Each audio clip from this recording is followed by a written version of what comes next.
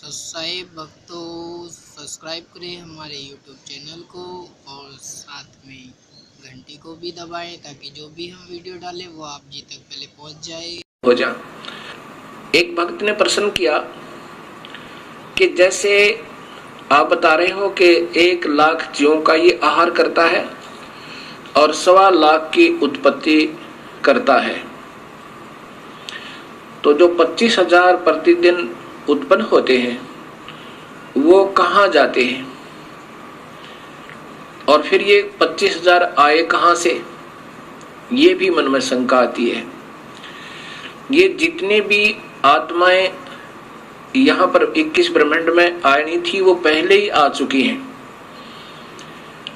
अब उनको मानव शरीर 25,000 एक्स्ट्रा दे रहा है, फिर ये मर जाती हैं। उनको कभी चींटी बना दिया, कोई गधा बना दिया। एक चींटी के बिल में ना जाने करोड़ों अरबों खरबों की संख्या में बना कर ठोक दिए इस काल भगवान ने। इसीलिए 84 लाख जोनियां बनाई इसने और नाना प्रकार के कष्ट दे रहा है। ये आना जाना कहीं नहीं है, ये पहले जितनी आत्माएं आनी थी इस माई के अंदर प्रवेश है और ये इस निरंजन की आज्ञा से उत्पत्ति करती है और साथ में फिर इन्होंने अपना एक अलग सिस्टम बनाया, रजोगुण प्रभावित करके, विषय वासनाओं में से प्रभावित करके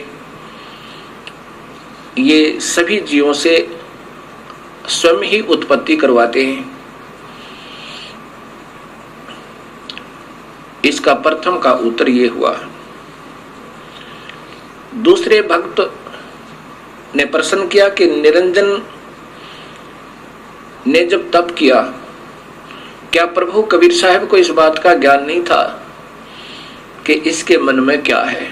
कबीर परमेश्वर सर्वशक्तिमान सर्वज्ञ है और ये जानी जान है, ये हृदय की भी जानते हैं। जब इस ज्योत निरंजन ने तब किया, कबीर परमेश्वर ने उसी समय सोच लिया था कि ये गलत रास्ता अपनाया है और साथ में हमारे हृदय में जो कमियां आई थी, इस निरंजन की तरफ हम आसक्त हो रहे थे, तब भी कबीर परमेश्वर ने आकाशवाणी की थी कि इस नादान की नादानी मत देखो। तो हम हृदय से तो इसको चाहते रहे और ऊपर से हम चुप रहे।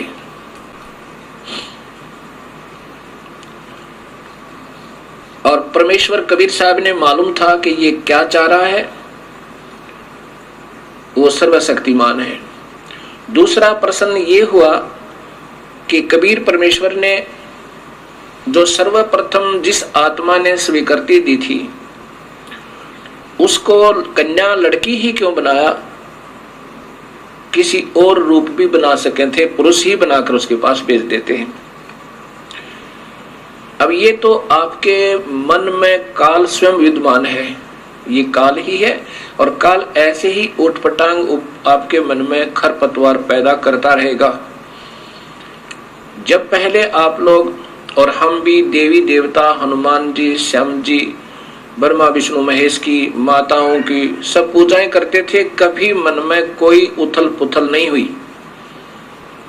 और जब ये अपने प्रभु को पहचानना चाहती है आत्मा, उस समय ये काल तीव्र हो जाता है, सैकड़ों शंकाएं उत्पन्न करने की चेष्टा करता है। प्रथम तो ये कारण आप समझ लेना कि आपके अंदर अगर ऐसी उथल पुथल हो रही है, ये काल प्रेरणा है। फिर भी समाधान सदगुरु आपको पूरा देंगे।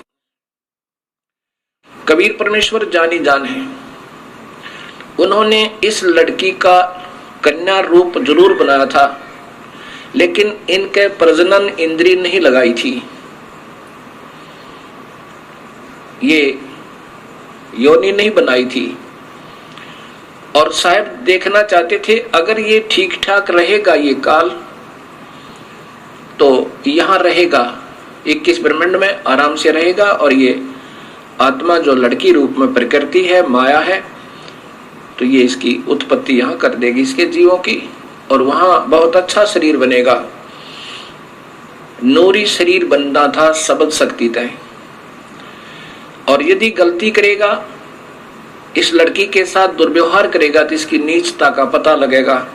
पता तो था मालिक ने कि दोनों में से कोई सा भी कर सकता है। और साथ में हमने जो अपनी पतिव्रता पद से हम गिरे थे, हमें भी अक्ल लगानी थी कि एक बार ये काल के जलों में चले जाएंगे, उस काल के दुख ने उठा लेंगे और फिर मैं इनको वापस लाऊंगा, ये फिर कभी नहीं भटकेंगे। अब लड़की इसलिए बनाया कि ये अगर इसके साथ दुष्व्यवहार करेगा, दुर्व्यवहार करेगा, तो इसको श्राप लगेगा 1 लाख मनुष्य शरीरधारी जीवों का आहार करने का। और इसकी फिर मजबूरी होगी काल की कि मानव शरीर ये जरूर बनाएगा, नहीं तो ये मानव शरीर नहीं देता। ऊपर देव बनाता, देव रूप में इतना सुख होता इस प्राणी को, ये प्रभु को याद नहीं करता। अब इसकी उस जाने जान परमात्मा ने पहले इसकी पर काट दी थी। चल बेटा किसी तरह चल ले तू। अब हम इसने वहां गलती की, बदमाशी करना चाहा, तो लड़की ने इसके अंदर शरण लिया, उसके प्रतिफल में काल को श्राप लगा, ये वहां से निष्कासित हुए। अब ये काल की मजबूरी बन गई हमें एक मानव शरीर देने की, इसको श्राप लगा हुआ अपने भूख मिटाने के लिए। और कबीर परमेश्वर को मालूम था कि इन अपनी प्यारी आत्माओं को मैं इस मानव शरीर में फिर जाकर सत्ज्ञान दूंगा और अपने चरणों में लेकर के इनका फिर उद्धार करके वापस ले आऊंगा। ये जानी जान है, ऐसा इसका ये समाधान समझो। अब फिर प्रश्न, क्योंकि ये जो खरपतवार उत्पन्न होते हैं वो या तो बहुत ही अनजान होते हैं, या वो किसी गलत गुरु के फंसे हुए होते हैं, और वो गुरु लोग उनमें ये गलत मैटर भरते रहते हैं कि ये प्रश्न करो, ये करो, क्योंकि उनके पास अब जवाब नहीं है। वो कितने दिन इन भोली आत्माओं को गुमराह कर सकते हैं। आज सब बहन बेटियां एजुकेटेड हैं, सब बहन भाई एजुकेटेड हैं, पढ़े लिखे शिक्षित हैं, और शास्त्र हमारे पास उपलब्ध हैं। अब ये गलत गुरु इन भोली आत्माओं को भरमा नहीं सकते। ठीक है, क्योंकि वो अनजान हैं और वो चतुर व्यक्ति हैं, वो गुरु जी, और वो प्रभु की प्यासी आत्माएं हैं, वो भटक रही हैं, उस अपने प्यारे प्रभु को तलाश कर रही हैं। लेकिन ये इन ठगों का फंस गई जिनको स्वयं ज्ञान नहीं कि परमात्मा कौन है। कोई निराकार बताता है, कोई निराकार है, परमात्मा की कोई स्थिति नहीं है। कोई किसी को प्रभु बताता है, कोई किसी को बताता है, कोई कहता है ब्रह्मा विष्णु महेश के माता पिता नहीं है, ये तो अजर अमर है, ये सर्वशक्तिमान है। तो वो ऐसे गुरु आपको अब फिर विचलित करने की चेष्टा कर रहे हैं, जो ऐसे प्रश्न आपके मन में आ रहे हैं। फिर भी समाधान आपको मिलता रहेगा। एक ने प्रश्न किया कि यदि हम सतलोक चले जाएं और फिर भी गलती कर सकते हैं? कभी नहीं। जैसे उत्तर है कभी नहीं कर सकते। कैसे? जैसे आप किसी सफर पर जा रहे हो और आप गलत रास्ते हो लेते हो, रास्ते में दलदल आती है, उबड़ खाबड़ स्थान है, रास्ते में बदमाश टकराते हैं, और आपको कोई पहले कह रहा होता कि इधर से जाओ, रास्ता लंबा बेशक है पर ठीक है, और आप ने अपनी सूझबूझ से उधर चलना शुरू कर दिया हो। रास्ते में बदमाश टकरावे और आपको तंग करें, आप क्या सोचोगे? यही सोचोगे हे प्रभु अब के ठीक ठाक यहाँ से बचा दो, इस रास्ते जिंदगी भर नहीं आएंगे, और ऐसा ही करोगे।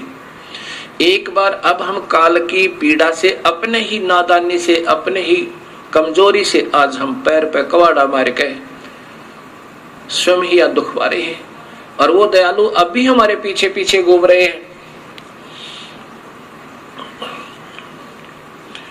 और हमें फिर अपने शरण में लेना चाहते हैं। अब इसकी एक बार हम वहां पहुंच जाएंगे, इधर देखेंगे नहीं जिंदगी में कभी भी, हम इधर थूकेंगे भी नहीं, क्योंकि जब हम यहाँ से चले जाएंगे तो इस खतरों का हमें और विशेष ज्ञान होगा, इसलिए हम दोबारा इधर नहीं आ सकते। हम तो गलती कर नहीं सकते और अन्य करेंगे, उनको फिर सजा मिलेगी। दूसरा प्रश्न और प्रश्न किया कि जैसे स्थूल शरीर को तो हम फूंक देते हैं, ये 5 तत्वों का शरीर है, कोई जला देता है, कोई कब्र में गाड़ देता है, कोई जल प्रवाह कर देता है, और कोई किसी प्रकार से इसका अंतिम संस्कार कर देते हैं, मिट्टी को मिट्टी में मिला देते हैं। फिर ये खाने वाली बात समझ में नहीं आई, वो खाता किस चीज को है काल। अब यही सोच अधूरी हमारी, तभी तो हम यहाँ उलझे हुए हैं। अब जैसे बादाम आपने देखा होगा, बादाम के ऊपर का कवर खाने का नहीं होता, छिलका नहीं खाने का होता, उसके अंदर एक और गिरी होती है, वो खाई जाती है। ऐसा ये फॉर एग्जाम्पल समझो। वास्तव में कैसा है कि मानव शरीर में जितने भी हम चटपटे खट्टे मीठे पदार्थ आहार करते हैं, क्योंकि मन स्वयं काल है और इसकी आदत है चटपटे भोजन खाने की, मांस मिट्टी शराब सुल्फा पीने और खाने की, क्योंकि इससे इस सूक्ष्म शरीर में, इन आहारों से सूक्ष्म, इस स्थूल शरीर के द्वारा सूक्ष्म शरीर में एक ऐसा द्रव तैयार करवाता है कि जो उस सूक्ष्म शरीर के अंदर लेप हो जाता है।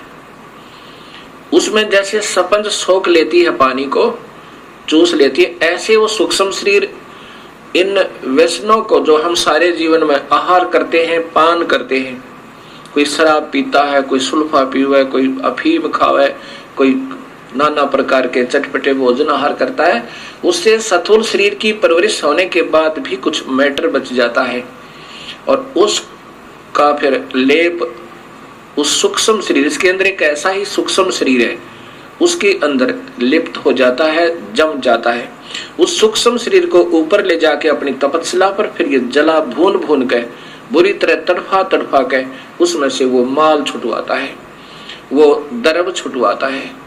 और ये इतना पीड़ा होती है इस जीव को, ये चिल्ला चिल्ला के बुरी तरह रोता है और फिर बेहोश हो जाता है।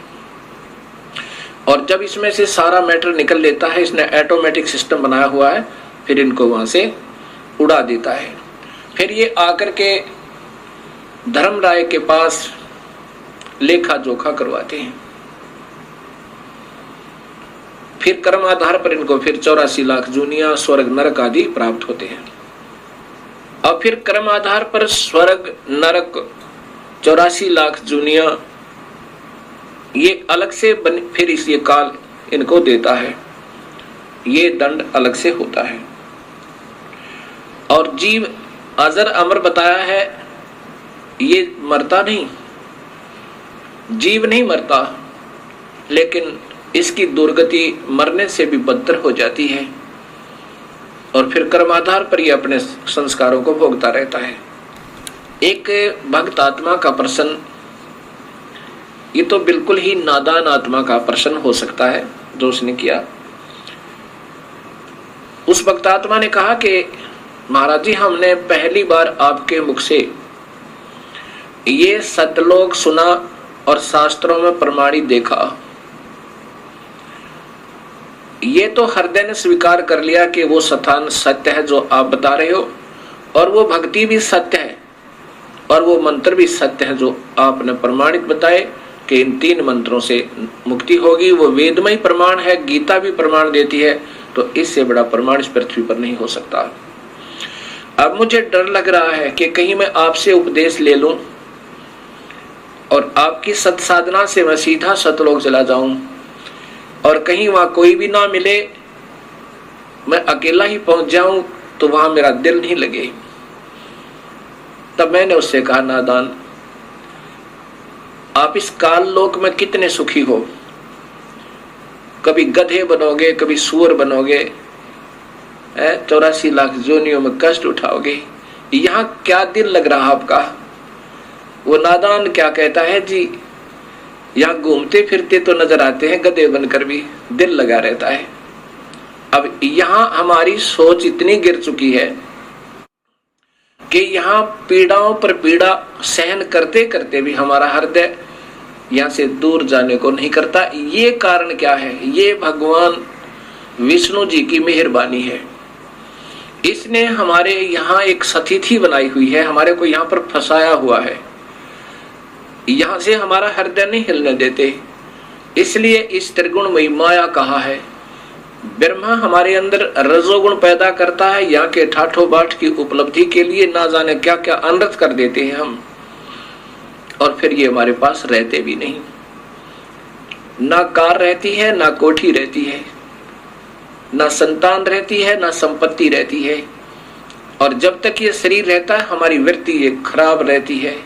ये भी जोड़ दूं, ये भी बना लूं, ये सुविधा उपलब्ध कर लूं, ये शरीर ही छूट जाता है, फिर ये प्राणी रो रो के टक्कर मारता है।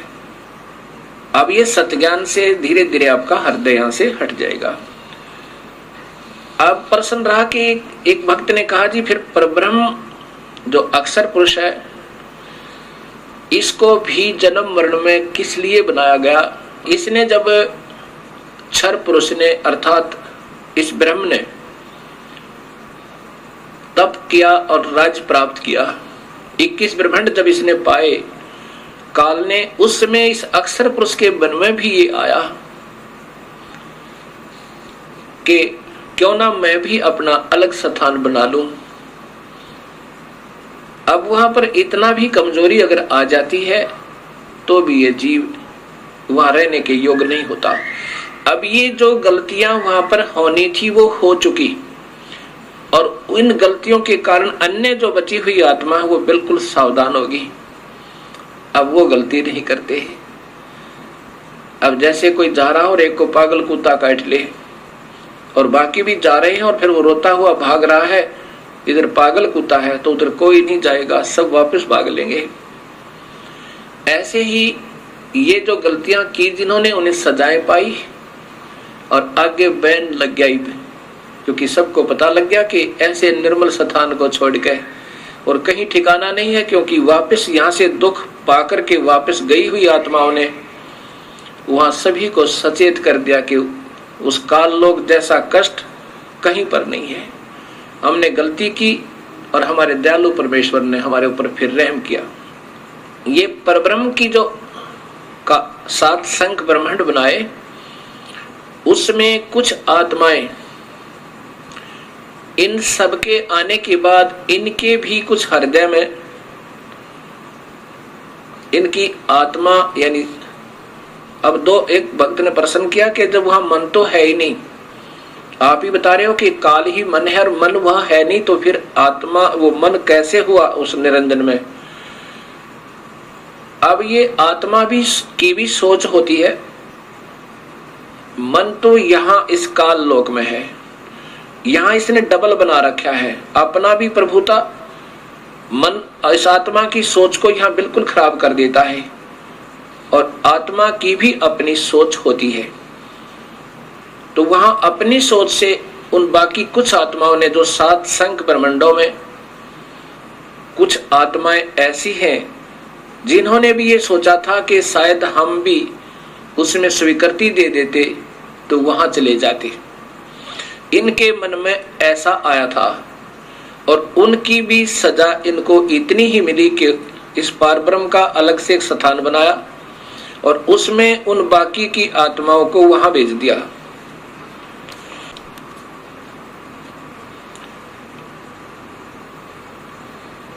अब जो आत्मा परब्रह्म के लोक में रहती हैं,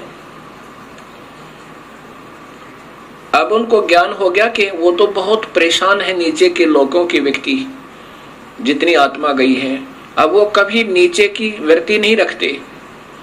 और जो आत्माएं यहाँ सतनाम प्राप्त कर लेती हैं, केवल सतनाम। सतनाम कौन सा होता है? 2 मंत्र का। एक तो उसमें ब्रह्म का मंत्र ओम है और दूसरा और मंत्र है, वो सांकेतिक रखा है, वो अधिकारी को ही बताया जाता है जिसको देना होता है। और जो अधिकारी संत होते हैं वही देवे तभी वो काम करे। जिनको सतनाम मंत्र प्राप्त हुआ और उनकी श्रद्धा अपने गुरु में नहीं रही। ये इतने दयालु परमेश्वर हैं। और कुछ वर्षों तक उसने सतनाम की विधिवत साधना करने के बाद आपकी सतलोक जाने की वृत्ति नहीं बनी, या आपकी इतनी कमाई नहीं बनी उस मंत्र की, तो आपको उस परब्रह्म के लोक में भेज दिया जाता है। किसको भेज दिया जाता है? जो ओम नाम की कमाई ये सारी यहां छोड़ दी जाती है इस काल के लिए। जैसे गीता जी के अध्याय नंबर 18 के श्लोक नंबर 66 में लिखा है कि अर्जुन, तू मेरी सभी पूजाओं को मुझ में त्याग दे। पूजा कौन सी? जो ओम नाम की कमाई, यज्ञ, हवन, धर्म, ये जाप की कमाई यहां छोड़ दे, मैं तुझे ऋण मुक्त कर दूंगा, मेरा कर्जा तेरे से उतर जाएगा, यानी तुझे ऋण मुक्त कर दूंगा, अर्थात कर्म मुक्त हुआ। वो आत्मा फिर इस पारब्रह्म के लोक में चली जाती है। और वो लोक, एक तो वहां पर ये खाता नहीं, जैसा मैंने पूर्व बताया कि पूर्ण परमात्मा तो खाने वाले, वेद में लिखा है ऋग्वेद में कि खाने वाले और न खाने वाले इन दोनों भगवानों से भी बड़ा है। खाने वाला काल है, न खाने वाला ये परब्रह्म है, इनसे भी बड़ा है, अर्थात वो सत्पुरुष है। तो वो परब्रह्म जीव आहार नहीं करता, उसने ऐसी गलती कोई नहीं की, लेकिन मन में फिर भी थोड़ी कमजोरी, उसकी आत्मा में थोड़ी सी वीकनेस आई थी, तो उसका भी सजा उसको भोगना पड़ा। तो वहां ये यहाँ के हंस फिर वहां पहुंच जाते हैं। वहां पर इतना बढ़िया शरीर है, यहाँ के देवताओं का, ब्रह्मा विष्णु महेश का भी नहीं है। जैसा कि आपको बताया था कि यहाँ के देवताओं का तो शरीर है जैसे चीनी का कप बना हो, सफेद कप जो चाय पीते हैं, और हमारा मिट्टी का बना हो सीधा ही, इतना कमजोर है। और जो परब्रह्म के लोक में परब्रह्म और वहां के रहने वाले जितने हंस हैं, उनका सटील का समझो, इससे ज्यादा सथाई है, लेकिन है नासवान फिर भी। अब ये सोचकर इस पर ब्रह्म को समझना, इसकी उत्पत्ति यूं हुई।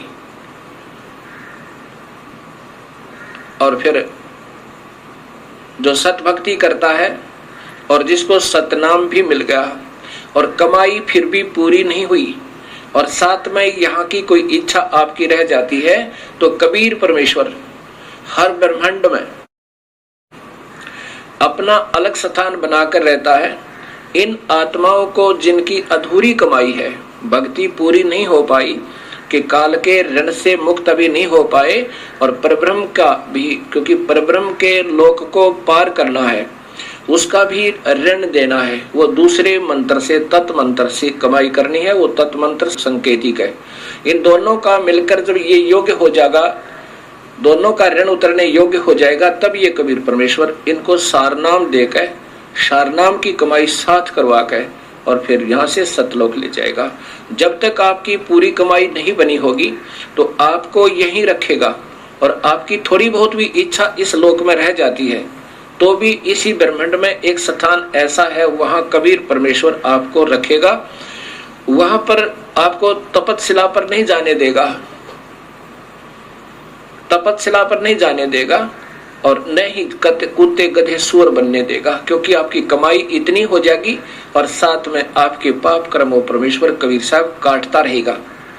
जब ही नाम हृदय धरो, भयो पाप को नासे, जैसे चिंगारी अग्नि की पड़ी पुराने घास।